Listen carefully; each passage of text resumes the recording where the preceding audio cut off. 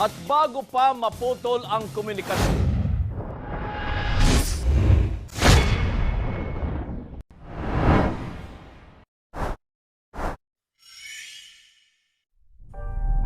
How we can prevent and overcome those calamities or disasters. Are you ready? Hi, my name is Razel Kim Ibrina, and this video will be going to discuss disaster awareness, preparedness, and management and environmental protection. What is disaster? Disaster is a natural or somehow man-made that is a serious problem occurring over a short or a long period of time that causes widespread human, material, economic, or environmental loss which exceed the ability of the affected community or society to cope using its own resources. Next is disaster preparedness and awareness.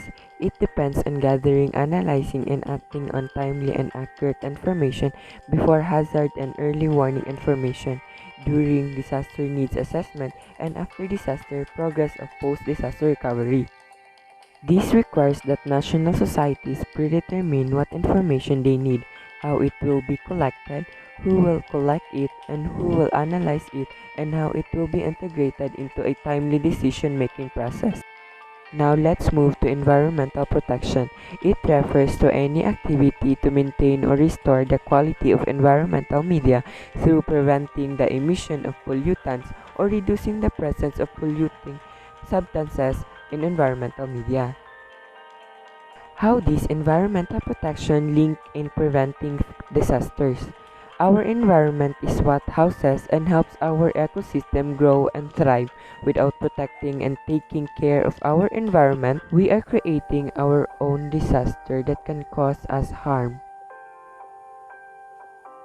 We all know that our country, Philippines, is prone to any natural disaster, so that all of us should be prepared and ready. The question now is, are you prepared? Here are some quick steps to be prepared. Step 1. Make a plan. Every household should have emergency plan. Your family's emergency plan should identify those following steps. Step 2. Get an emergency kit. You will need some basic supplies. These supplies should be organized in a backpack, duffel bag, or wheel bin and stored in accessible location such as your front hall closet.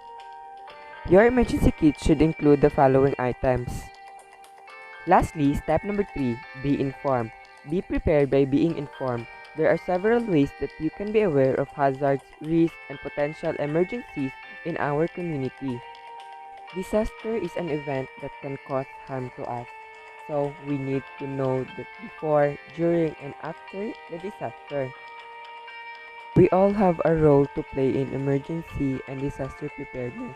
By knowing our role, we can prepare for any disasters.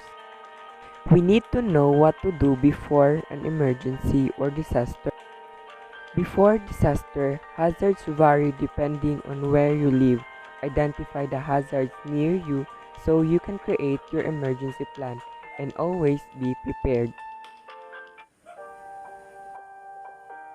During the disaster, emergencies have the potential to cause serious harm to people, property, the economy, and the environment. Make sure you know who to call and what to do during an emergency or disaster. And after an emergency, the lingering effects of unexpected emergency and disasters are different for everyone. Knowing what to do after an emergency can help reduce stress and aid in quicker recovery. We should always remember disaster is not a joke.